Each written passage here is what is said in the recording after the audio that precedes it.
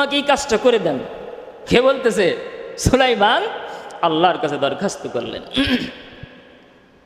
ভাইয়েরা আমার, আল্লাহ তাআলা ডাক দিয়ে বললেন, সুলাইমান, দুনিয়ার মানুষ কত কিছুই চাইলো, আমি তাদেরকে দিলাম।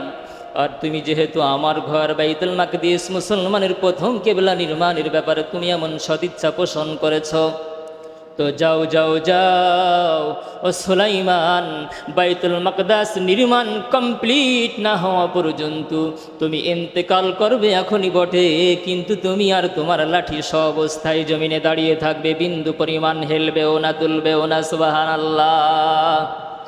ভাইয়েরা আমার, দেখা গেল যে বাইতুল মাকদিস জিনেরা নির্মাণ করছে, কাজ করতে করতে করতে করতে করতে করতে যখন কাজ কমপ্লিট হয়ে গেল, তখন একজন জিন সে মনে করলো, দেখি সুলাইমান পয়গম্বরের কাছে এখন বলি আমাদের কাম শেষ হয়ে গেছে।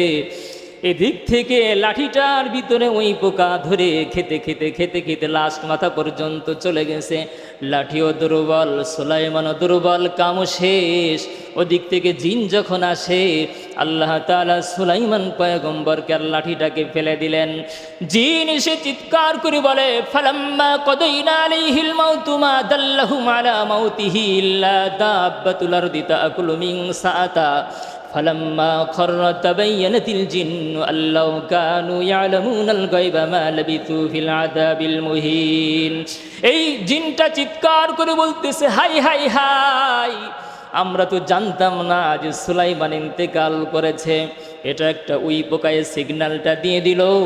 ওই জিনেরা বলতেছে, হাই হাই হাই, যদি আরো 1টি বছর আগে জানতাম যে সুলাইমান পৃথিবী থেকে বিদায় হয়ে গেছে, আমরাও ছুটি নিয়ে চলে যেতাম, সুলাইমানের এই কথা আমরা আর কোনোদিন শুনতাম না। তো ভাইয়েরা আমার, এখানে লাউ কানু ইয়ালামুনাল গায়বা মা লাবিথু ফিল আযাবিল মুহিন, এখানে একটা বিষয় আল্লাহ তাআলা স্পষ্ট করে দিচ্ছে না। পৃথিবীর মানুষেরা ভালো করে কান খাড়া করে শোনো। তোমরা অনেকে অনেক সময় কোনো জিনের ফকিরের কাছে গিয়ে বলো, হ্যাঁ আজিন, বলো তো আমার কি হয়েছে, বলো তো আমার এই সমস্যা হচ্ছে কেন, বলো তো আমার এমন লাগে কেন, এরকম বলে না অনেকে। বলো তো মেয়েটা বিয়ে দিতে পারতেছি না কেন, বলো তো ছেলেটার বিদেশ গমন আটকে আছে কেন। তো আমরা অনেকে ভাবি জিনরা বুঝি অদৃশ্যের খবর বলে দিতে পারে। এই ঘটনা দ্বারা আল্লাহ তাআলা বুঝিয়ে দিচ্ছেন, লাউ কানু ইয়ালামুনাল গায়বা, যদি তারা অদৃশ্যের খবরই রাখতো, তাহলে জিনেরা কোনোদিন গাধার মতো 1টি বছর খাটতো না। ঠিক কি ঠিক না? এখন আসেন, সুলাইমান আলাইহিস সালামও অদৃশ্যের খবর জানতেন না। যদি জানতেন তাহলে কি বাইতুল মুকাদ্দাসের কাম ধরতেন? ধরতেন। তো ভাইয়েরা আমার, এখন আসুন পৃথিবীর সেরা মানব মুহাম্মাদুর রাসূলুল্লাহ সাল্লাল্লাহু আলাইহি ওয়াসাল্লাম, এই মানুষটা এত বড় জ্ঞানী, যার ব্যাপারে বলা হয়েছে উতিতুল ইলমাল আউয়ালিনা ওয়াল আখিরিন, যাকে আউয়াল এবং আখিরের টোটাল কমপ্লিটলি জ্ঞান যাকে দেওয়া হয়েছে, পৃথিবীতে তার মতো এমন জ্ঞানী আল্লাহর পরে দ্বিতীয় আর কেউ আসমানের নিচে জমিনের উপরে নাই। এই মানুষটাও কি গায়েবের খবর জানতেন? কি জানতেন? তা আল্লাহর রাসূল যদি গায়েব না জানতে পারেন, আপনার পীর বাবা গায়েব জানে, এ কথাটা আপনাকে এই কান পড়া কে দিল? আল্লাহর রাসূল যদি গায়েব না জানেন, তাহলে আপনার পীর সাহেব, আপনার বাবা, আপনার ফকির, জিন বিশিষ্ট ফকির, জিনধারী ফকির, উনি গায়েব জানে, এই বিশ্বাসটা যদি আপনি রাখেন, তাহলে ঈমান চলে যাওয়ার সম্ভাবনা আছে না নাই? আছে।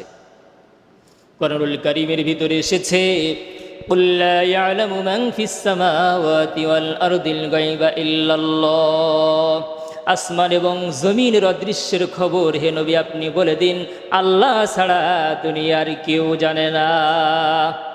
এজন্যই তো আয়েশা সিদ্দিকা রাদিয়াল্লাহু তাআলা আনহা যখন একটা যুদ্ধে থেকে যখন ফিরছিলেন, হঠাৎ করে একটা জায়গা তাঁবু গেড়ে ওনারা অবস্থান করলেন।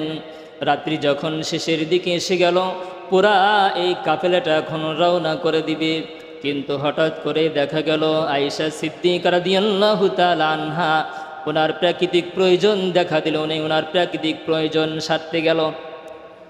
কিন্তু প্রাকৃতিক প্রয়োজন যখন উনি এই জরুরত যখন সারতে গিয়েছিলেন, দেখা গেল আয়েশা সিদ্দিকার গলার একটা হার ছিল, হারটা পড়ে যায়, হারিয়ে যায়। আয়েশা সিদ্দিকা এই হারটা তালাশ করতে করতে ওনার সময় ফুরিয়ে যায়। এদিক থেকে কাফেলার সবাই চলে যায়, আয়েশা সিদ্দিকা কিন্তু যেতে পারেন না। কিন্তু ঘটনাটা হলো একজন সাহাবী, যাকে আল্লাহর রাসূল সাল্লাল্লাহু আলাইহি ওয়াসাল্লাম পুরা কাফেলার কোনো সামান রয়ে গেল কিনা এটা চেক দেওয়ার জন্য একজন সাহাবীকে উনি নিযুক্ত করেছিলেন। ওই সাহাবীরা পরিশেষে লাস্টে যখন চেক দিতেছিলেন, হঠাৎ করে দেখা যায় ওনার নজরে আয়েশা সিদ্দিকার মতো একজন মহিলা মনে হয়। যখন সাহাবী তাকে ডাক দিলেন, আয়েশা কি ব্যাপার, পুরা কাফেলা চলে গেছে, আয়েশা তোমার কেন দেরি হয়ে গেল? তখন আয়েশা সিদ্দিকা ডাক দিয়ে বললেন, সাহাবী, আমি আমার প্রাকৃতিক প্রয়োজন